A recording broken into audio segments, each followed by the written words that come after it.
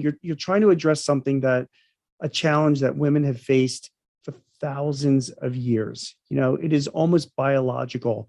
When we talked earlier in the conversation about why does a woman say yes to things? You can make an argument that there's a mothering and a nurturing, aspect to that as well, which again comes from thousands of years of just female history.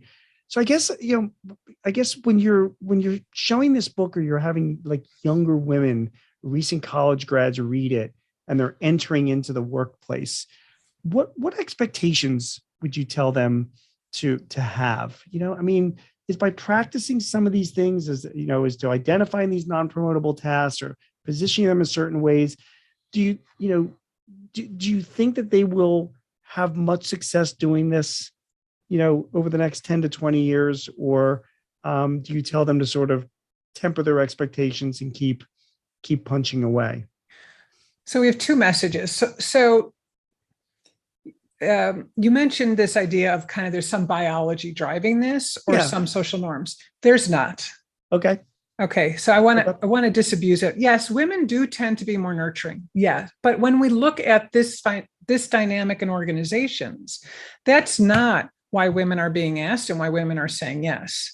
Women are being asked and say yes because of these normative expectations. It's not because women want to do it. It's because they're expected to. And I think that's a big takeaway here, because once we realize that it's because of expectations, then that tells us this leads us to potential solutions that are easy fixes. Right. So it's not actually that hard. So this isn't, you kind of nailed you hit the nail on the head earlier when you said that, is this a problem that women can solve?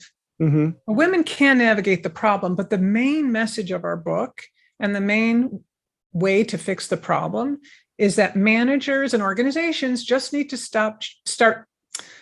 managers and organizations need to change how they allocate work. And there's some very simple ways to do that.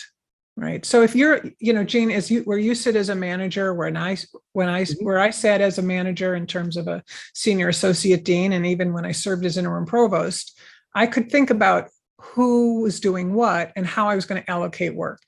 So here's a simple solution, right? We tend to ask for volunteers for non-promotable work. Mm-hmm. Stop asking for volunteers. We know that women are 50% more likely to volunteer. Instead of asking for volunteers, take turns. Just take, these aren't tasks that required specialized skills. So anyone can learn how to do them, rotate them, right? Simple solution, doesn't cost a lot.